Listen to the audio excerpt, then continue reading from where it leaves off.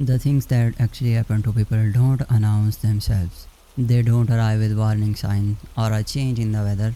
They come disguised as a Tuesday, as a familiar place, as someone you have already decided isn't a threat. Stay close. The chain was already on the door when I tried to leave. I didn't see it until I tried the side exit first, then walked the length of the store in the half dark to check the front. It was looped through both exterior handles with a padlock I had never seen before in 4 years of closing that building, sitting there on the other side of the glass like it had always been there and I simply failed to notice it until now. I want to start there because everything else, the town, the job, the specific shape of my ordinary life before November, only matters if you understand that I almost didn't register the chain as wrong. I almost convinced myself I'd overlooked something on my walkthrough, that I'd somehow missed a maintenance memo or a manager's note. For maybe 20 seconds, I stood at that glass and worked very hard at building a version of event where I was the one who had made an error. That's the part that stays with me, not the man they eventually found near the loading dock. The 20 seconds I spent trying to explain the chain away. My name is Dinah. I was 31 years old and I worked a closing shift at the same grocery store for 4 years, which I know sound like the setup to a different, much more boring story. It almost was. The town I live in is the kind of place where the dinner on Calloway Street has had the same laminated menu since 2003 and nobody has suggested changing them because changing them would feel like a comment on something.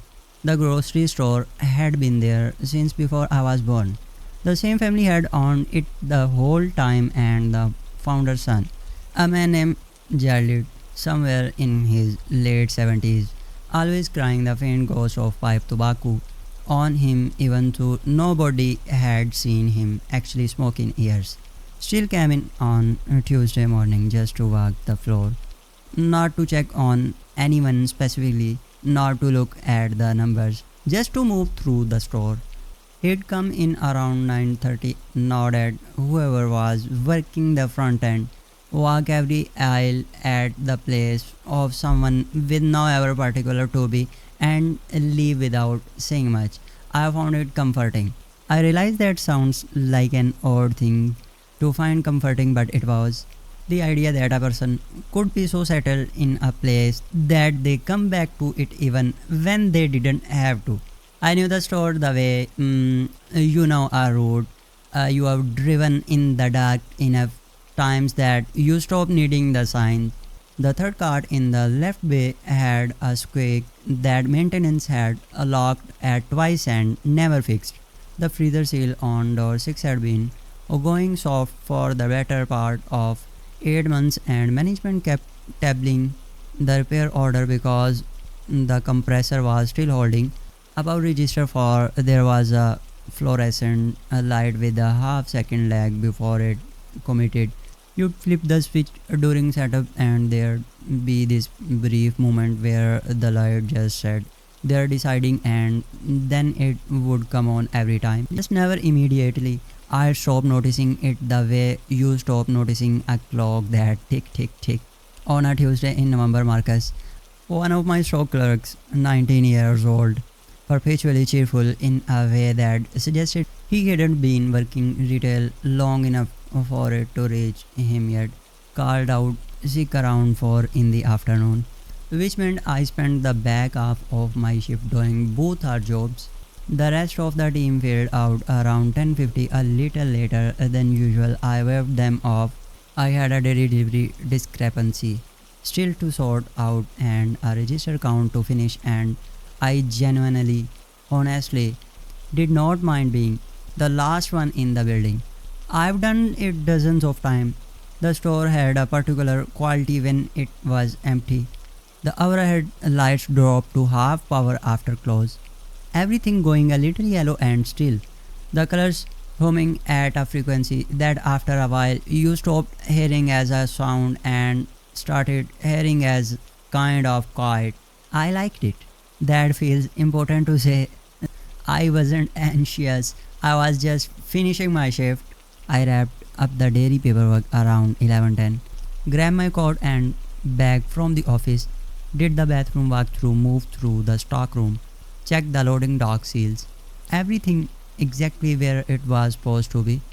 I came back out onto the floor and went to the side exit by the daily counter, and I pushed the handle down and put my shoulder into it. It didn't move. My first thought was that I caught the log wrong somehow. I adjusted my grip and tried again, but nothing. I stepped back and looked at the door properly and saw the exterior deadbolt was thrown. The bolt that requires a key from the outside. It was locked from a position I was not standing in. I called Carol, my store manager. It rang 4 times and went to voicemail. I left something. I don't remember what exactly and hang up. I walked to the front. The main doors had a chain loop through both exterior handles and a padlock I never seen before sitting on the other side of the glass.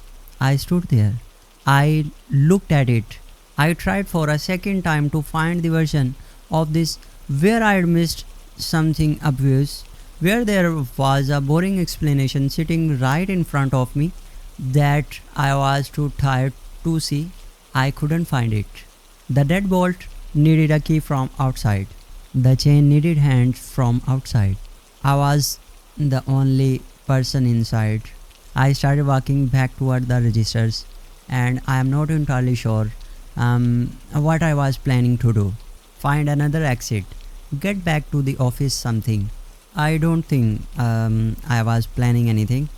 I think my feet were just moving because standing still felt worse, and the register forced light did its half second thing. Except this time it didn't come on. In 4 years, I had watched that light hesitate and then commit every single morning. It had never, not once, actually failed to come on. The dark patch it left was maybe a 10-foot stretch for aisle, and it was right there, 40 feet from where I was standing, near the end of the paper goods section, where the overnight stacking carts were usually parked. And in that dark patch, something moved. Not dramatically, not the way things move in films, the way a person moves when they have been keeping very still for a while and the stillness has started to cause something. I turned around and walked back to the office, closed the door, threw the bolt, sat down on the floor in the gap between the desk and the wall, because that was the corner with the most distance between me and the door, and my body had opinions about that. I called 911. I gave the address. I said there was someone in the building and the door was chained from outside. The dispatcher told me to stay where I was and stay on the line.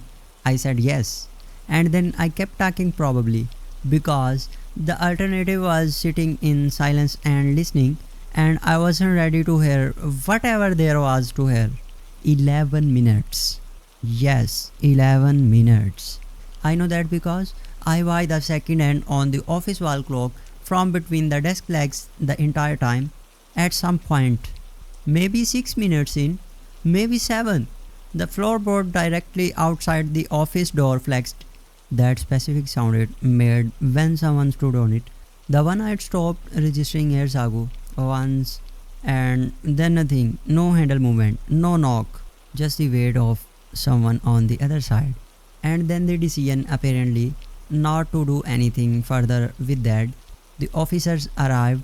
They found him near the loading dock, seated on an overturned milk crate, not hiding, not running. He was 44 years old, and he had a name I have chosen not to repeat because saying it gives it a shape I'd rather it didn't have. He said nothing that night. According to the detective, Royce, who had the particular manner of someone who delivers bad information for a living and has made a kind of peace with it. He didn't say much at any point after either. In the breast pocket of his coat, they found a folded piece of notebook paper. My schedule hand written in pencil, in columns, my initial beside each shift. 6 months of it, not from the store system, from watching, including shift I'd picked up informally that never appeared anywhere official. It had to physically present somewhere, regularly, our months to know those.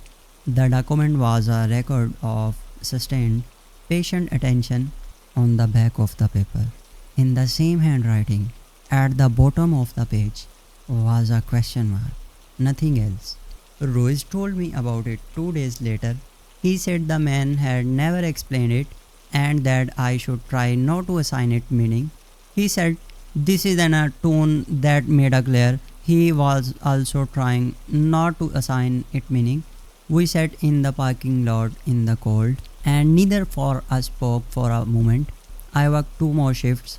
On the second one, I was counting the drawer at register 4, and the light above me did its pause.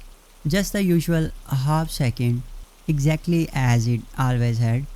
And I was off the stool and across the floor before I made any conscious decision to move.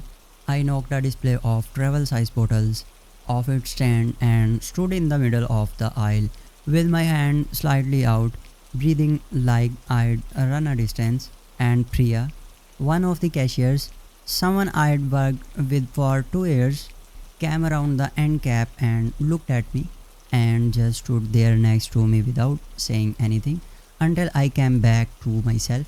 I gave my notice that week. I don't have a way to resolve the question mark. I've tried. I turned it over from every angle I could think of. A note to himself, a habit, something already on the page from an unrelated moment, something meant to be found. None of the explanation sit flat. Ruiz doesn't have one. As far as I know, nobody does. What I have is a chain, a padlock, 6 months of penciled columns, 11 minutes behind a locked door, one floorboard, and a question mark at the bottom of a page. That's what the whole thing amounts to materially. It isn't nothing. It also isn't an answer. Have you ever felt why somewhere you were supposed to feel safe? Not something you could explain to someone else, just something that set wrong. Drop it below. Everything gets read. The submission links in the description. I am Dana. Back next week.